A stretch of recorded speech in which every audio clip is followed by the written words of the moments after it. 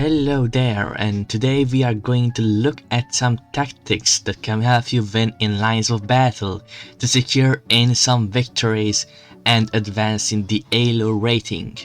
First of all, you're going to do anything like this is just for demonstration. We are going to begin at the very core of all tactics, the infantry.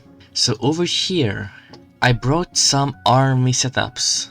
You can imagine them as being a part of a wider army, so even though that blue has a more expensive infantry group over here, red may have some other units somewhere else on the map, but right now we just want to focus on this very specific part of their front line. In this very first situation, we have 3 positions where red and blue both have the same amount of troops, but blue has a quality advantage.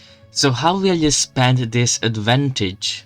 Now, I'm not asking you to pick a favorite, but feel free to select one of them that looks the most natural to you. If you have it, then I'm going to start explaining each of these positions. So in the first one, blue positioned their most valuable troops to create an advantage in the center. This is what we call a crescent formation. Now you might say that, hold on, this looks nothing like a crescent. Well, yeah, this is just a setup for it. As you see, blue has these higher quality troops, and surely enough, in just a couple turns, they will advance forward along with the rest of the front line. They will all advance forward somewhat. But these guards in the center who are amazing at melee will eventually break through these defenders, and then they can help the rest of the army by encircling the remainder of red's force on the left and the right. This tactics has ancient origins. However, the other formation over here is actually more known. This is the inverted crescent formation, also known as the formation of Cannae, because this is the formation that Hannibal used against the Romans in the Battle of Cannae. Now over here, unlike for the other one, blue actually strengthened their flanks. So now when these forces clash in the middle somewhere, blue will use their superior guards to break through at the sides and then flank the enemy from behind, possibly cutting them off from retreating and trapping them into a box kinda. And so I can already tell that if you just want to maximize the damage on the enemy, this might be slightly better than the regular crescent formation. However, the regular crescent also has some very unique applications. I will get into that. And the third one is a formation where you kinda try to distribute your best units equally on the front. Now you can still do the same as in the last ones, and you can actually use this to break through the infantries over here and over there and then do something. Although I would say that this one is less effective than the other ones, just because it's a bit more awkward in the way that now you could go here, here, here, here, but you cannot really box in anything. You cannot really rip the front apart completely. You can create these small windows, but your troops are also distanced from each other, and instead of opening a huge gate at the center, you are making these smaller windows, and the enemy could beat off your attack more easily because of this. I would say that this is a bit more awkward. However, it might be better for defense if you don't want to risk under garrisoning a part of your front. And this one might just also give you a pretty balanced organization buff around your front, because these very strong units, the guards, they kinda have a org radius, and if you have friendly units in this radius like over here and over here, they will gain some orc every turn. And so that is one more reason why this might be a more optimal build for defenses. However, still, both of these are fine, but depending on which one you will go with, you will have different kinds of setup in the future. Now, let's just look up. Wait a minute. Okay, alright, so now let's just look at this other position over here. In the previous cases, you had an equal amount of troops. However, you had the stronger troops. In this position though, your enemy has the higher quality. But you have the advantage of the quantity. Also, just a reminder, if you want to win a battle, you need to control at least some kind of an advantage. Over here you have the advantage of the quantity. In the previous cases you had the quality advantage. And we will get into some other advantages as well. But so let's just look at over here. And you might ask what the idea is in this one. Well, obviously, just like as in the inverted crescent, in this situation you will also aim to create some kind of encirclement against your enemy. You can move your line infantry over here, the other one over there, and then you can deal some very hefty micro damage on your enemy, like so. There you go. And then you could potentially damage up to like 3 or 4 units from the flanks, and then you can send the rest of your troops into melee and just wear down the enemy there. In fact, top players recently began switching over to quantity builds instead of playing for the quality, which used to be the meta for a very long time. Now let's involve artillery in the picture. So in the very first artillery formation, we have the guards standing as garrisons by the artilleries. Now I have already talked about how putting your best troops around your artilleries can deter and halt attacks at your cannons. And so supposing that blue wins the cavalry battle and they don't have to worry about their cannons anymore, what do you think this formation will transfer into if blue goes on to the offensive? Let's think of the 3 examples over here on top.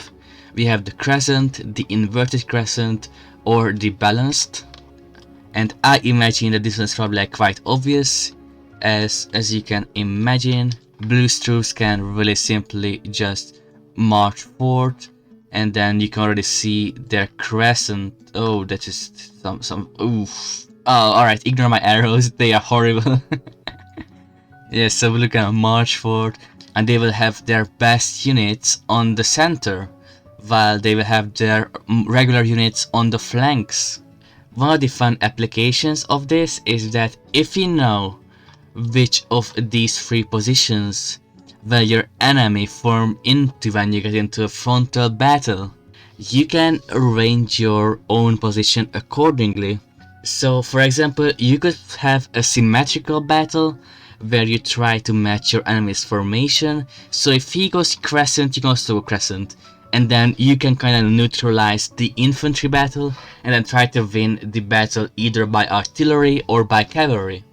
Or if you feel very bold, then you could try to respond to a crescent by an inverted crescent. You can find many historical battles where these formations were used, even going back as far as the Second Punic War with the Battle of Cannae, as well as some other battles. We have examples of the inverted crescent defeating the regular crescent. However, don't be too emboldened by that. Inverted crescent might be a little better than the regular crescent, but it's still going to be a very chaotic and a very close fight. So if you want to play safe, you could absolutely go for the symmetrical builds. In fact, that is what I used to defeat the 6th best player in this game some days ago, by matching his formation in a symmetric build. Also, I brought one more very fun artillery build, and that is going to be right over here, where you have the cannons in the center. You create some kind of a false gap in front of them, and then you have some infantry on the sides, and one guard behind. Now this is the only example of a reasonable force gap that I have seen. And be aware that this one is not meant to counter huge waves of cavalry. This is mainly an infantry battle build, in positions where both you and your enemy build your army heavily on infantry. And if I just zoom out a bit, you can see red up on top. And you can guess how the idea is for blue to create a force gap from where they can comfortably shoot at red's position. While let's say that red had some cannons over here, red's cannons view would be blocked by their very own infantry. Also, if there was a frontline clash right over here, so if red moved down all the way there and they moved with their center even further in, at this point they would take some very hefty damage by these artillery pieces, so they would be neutralized fairly quickly. And even if they get to the cannons, this line infantry can probably take care of them. But even if not, there are these amazing guards placed at the ends of the force gap who could really quickly move in to stop any kind of shenanigans from happening. And so yeah, generally you would use this to wear down your enemy's infantry from a distance before you engage. And once you weaken their center, you will have plenty of choices to abuse that. You could, for example, pull your troops together at the center. Even if you let your enemy encircle you a bit, you could break their center in the meanwhile and then develop outwards in your cannons to weaken their flanks now. And then you can just win the game.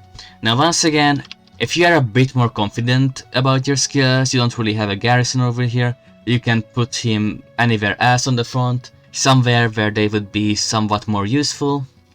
But keep in mind that this build only works as long as the enemy doesn't have a strong cavalry force, because as soon as they do, they can just very easily flank behind your lines, abuse the gaps and destroy your cannons. And so we are going to get into cavalry in a second, but first of all we are actually going to discuss terrain a little bit. Now we have used up all the space on this map, but I have a second one over here, and look at this position. If this was a battle on some flat plains, red would be winning. But if you've seen some other tutorials, you know how the guards are amazing at melee and how the forest very strongly favors melee over range damage. So as soon as an engagement happens, blue is actually favored to win as long as they fight in the forest. And you can also use terrain advantage in hills, for example. If you put your troops on the hills, you will have a clear sight of almost everything, plus the enemy charging at you will advance very slowly due to being forced to scale up on the hills. The same is true for rivers. If you pull your troops behind rivers, it will take a bunch of time for your enemy to move their troops across the river, and so you could use the time to damage your enemy as much as possible to gain a long-lasting advantage in the game. And so now let's get a taste of cavalry.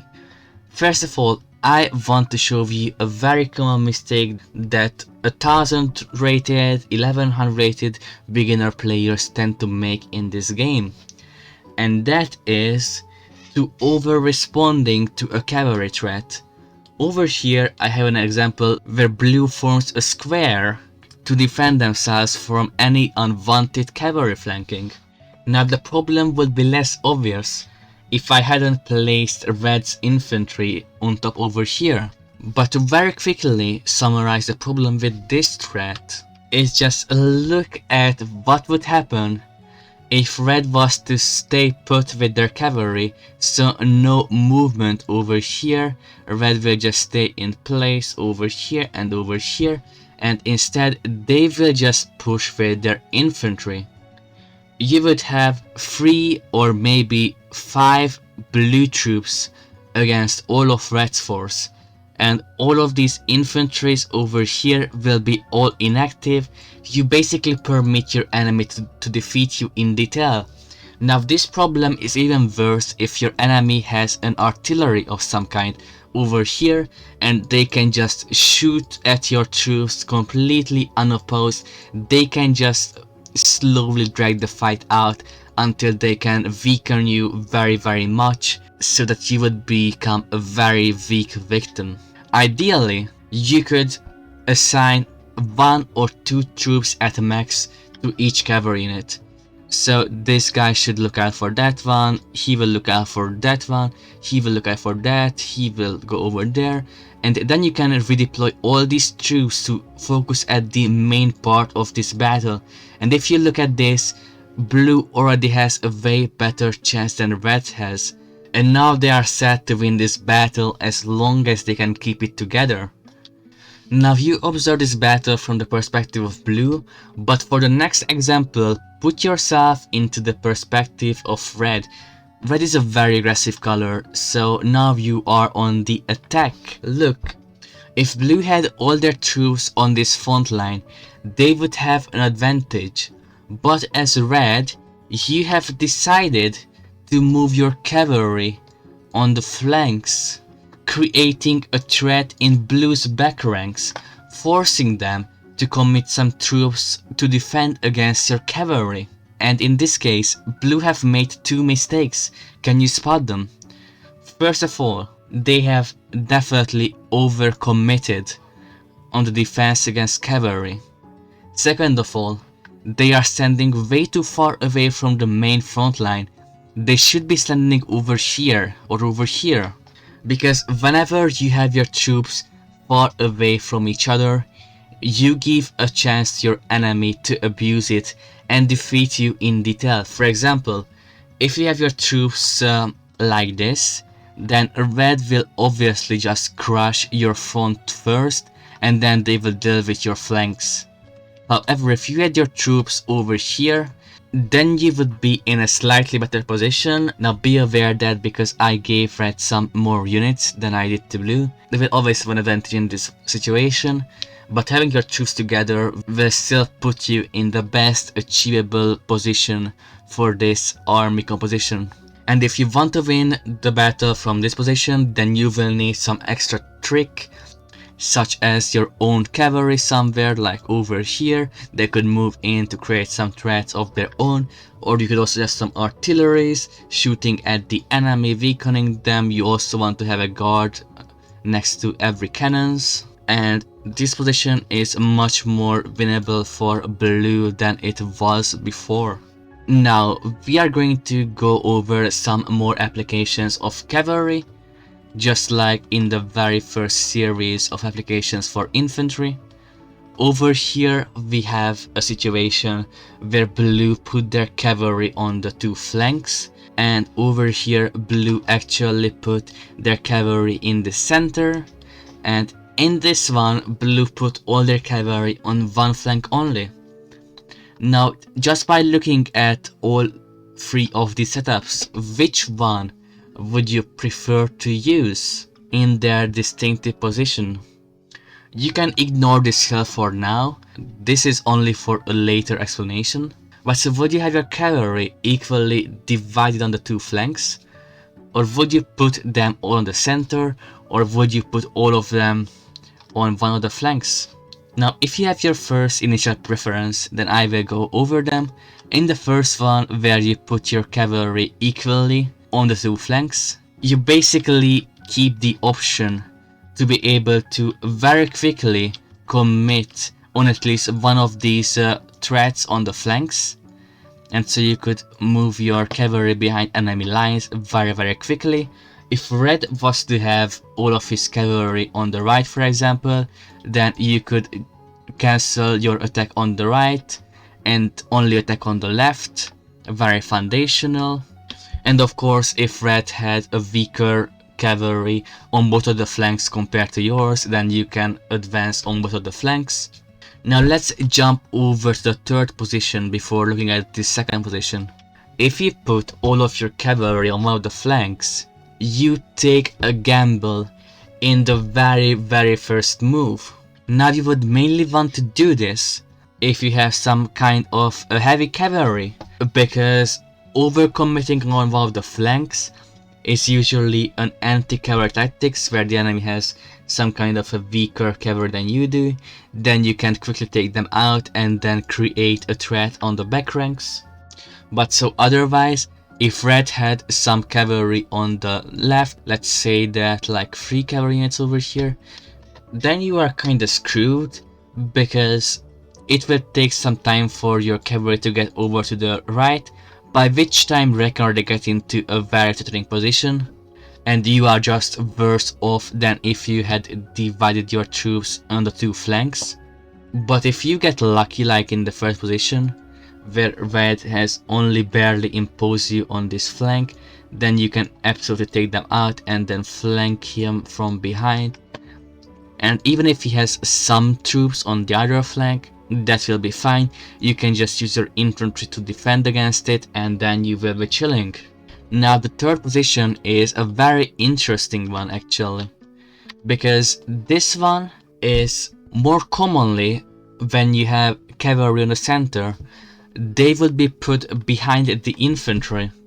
You do it when you don't want to commit your cavalry neither dividedly on the 2 flanks, or neither just put them all on one flank. So you go for the middle ground and you put all your cavalry in the center, and then you will just position your cavalry according to your enemy's deployment, which is a very smart move. However, you could lose 1 turn by getting into position like over here or over here. So you might lose a bit of a time for some more security. I think it's valid for sure, but this is a very interesting variation of the similar idea. Now you would only want to use this setup when there is some good terrain right in between your flanks. If red had artillery, for example, they would really love to take this hill, because then they could control the entirety of this battle site. So to scare them away from the hill, you can position your cavalry as close as possible to the hill, and then before red would have a chance to pull their troops into the hill, you can already move in with your very fast cavalry and make them have second thoughts. If your enemy is a great player, they can counter it, but overall it is a good strat to cause doubts in the head of any cautious players. Now this position is not an accurate description. Once again, this is not the whole battle site. You would still have some flanks over here, over here, over here, over here, and so you might even have some artillery support over here, over here. This is just the general idea that you could deploy to win this hill on the center. Alternatively, you could also use a middle ground between cavalry and infantry. Well, kinda a middle ground. It's not that great compared to cavalry, but it is a very fast infantry unit called the light infantry. I don't have it over here, but this is the unit in the forest. As you can see, they move a bit faster than regular infantry, so you could get to the hill earlier by having the advantage of being an infantry unit compared to a cavalry one. You could still inflict heavy damage on the cavalry with your own infantry if you were to cause a fight over this hill, and so blue might be better off to use light infantry in this position, but again it depends on whatever is going on over here and over here next to the center of the front line. And so now let's just quickly look at some applications in actual games. So let's just take a look at this very first one. The blue player is the #1 player in lines of battle, ECU. As I mentioned, the quantity over quality is really popular in the top players right now. So ECU is just getting a bunch of infantry. They haven't deployed their troops exactly yet. You can tell this by how their troops kinda stand in front of each other. Like no intermediate players will do that even, because the enemy artillery could shoot like this and damage all 3 of these units once they are out of the forest. But you can already see him committing to some garrisoning around his artilleries, and he also committed all of his cavalry on one flank. In the next battle, we have another game played by ECU's alt against another player. Now I will actually make some stops in this game because there are going to be some very interesting positions. Let's just play. You can see the initial deployment, some quick explanation. So blue kinda put their artillery on the flanks, which is very uncommon, especially by ECU. ECU used to be a very heavily center artillery player, but in this battle he actually puts his artillery on the flanks, and once he sees that red might be interested in having a battle behind this hill where his artillery will be completely useless, blue moves their artillery in, hoping to gain the artillery advantage over here, and he also deploys all of his infantry basically. And so red will obviously change their minds, they will pull back a little bit, but now blue will start developing their actual flanks. You have already seen another garrison set up around that artillery, and now as the game moves on, blue kinda develops their cavalry more, then they turn around and they put their cavalry to match red's cavalry on the right. Now blue had way too less infantry garrisoning that artillery unit. However, considering how strong of a presence red had in that area with their cavalry, however, it's fine. Having one cannon will not decide the end of this battle, and as you will see, blue manages to hold red off for long enough to get some cavalry kills. I would say that 3 cavalries worth more than a single cannon in this position. And now you can see what I have been speaking of. We have some very interesting flanks going on the left. First of all, you have this overgrown garrison around this artillery, which faces off a very strong enemy.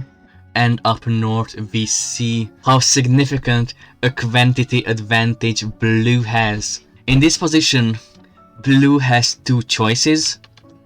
He either commits all of this group to crush that weak center or flank, whatever, or alternatively, blue could only advance with these troops towards the troops of red over there. And if you look closely enough, blue has 5 infantries against 4 infantries. They would still have the quantity advantage.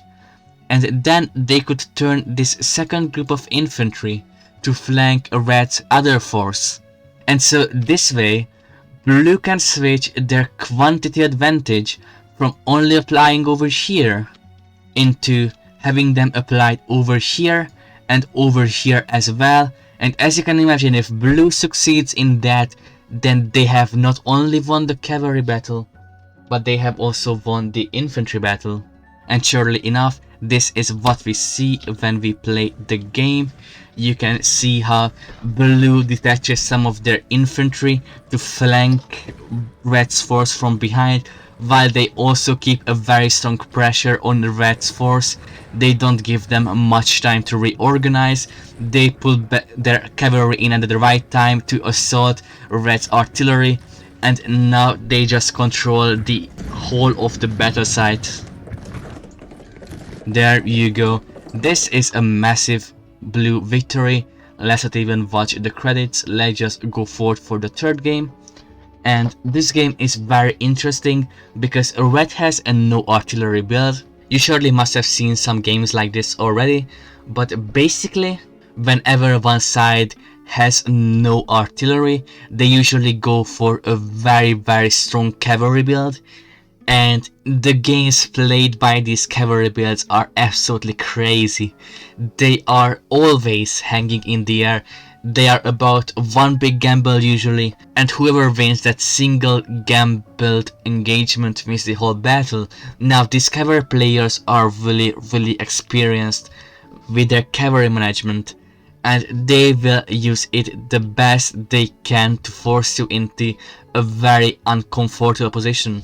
Let's just play this game. You can see how blue already strikes to grab some land in the right of the map, but red will commit their cavalry to hold their advance. Now you may see how red actually commits all of their cavalry to hold one of blue's flanks advance, and even then blue has a higher quality because they have a heavy cavalry as well. And so if this gets to a 1-to-1 engagement, blue will win for sure. Now in the center we just have some interesting moves from blue. Now obviously he just tried to act as if he was going to charge at red at this left flank, but obviously he just wanted to delay red's troops, so that when he moves to the center, red's troops would still lag behind on the left and he could execute a proper strike at red's cannons. Let's just play the game. Blue manages to get one of his cavalry units bypassed behind the cannons, and now red is just not sure on how to react. They just rush in to protect their artillery, but now there is nothing opposing blue's other flank of cavalry, and surely enough red gets sandwiched in and blue can write off another victory. And there it goes.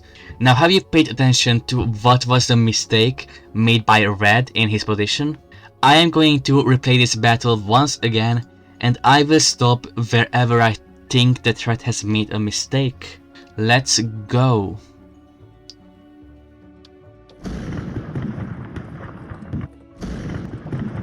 Nothing wrong so far?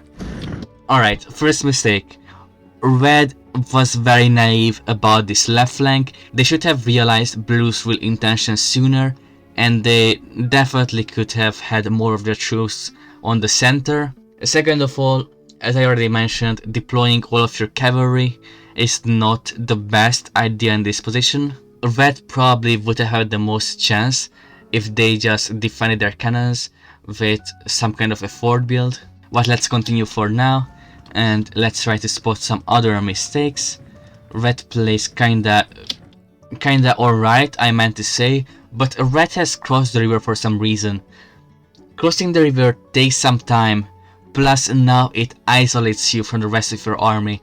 That was just a very random mistake by red. I'm not sure why would they do that. They could have stayed behind, defended their cannons, garrisoning a bit, preventing blue from striking at them. Would have been really great. Now if red was to stay in these houses, that will be at least decent, because they would be more protected over there. But let's just play the game, because they move out eventually, and they will just get into this very awkward fights like in the forest. It definitely feels like as if red just fell apart at this point, and to be honest, they kinda lost at this point already. They should have played better, but now as they retreat from the mistakenly taken position, they actually get a bunch of backfire, they take some massive damages, they get sandwiched in on the right, they have many problems all over the map. And so this is the conclusion of this first tactics guide. If you have any questions, feel free to ask, I always respond to them, well, almost always. In this case we covered a bunch of different things, and it's completely fine if you have some questions about their implications or how they are meant to be properly used. So feel free to ask and let me know what would you like to see next.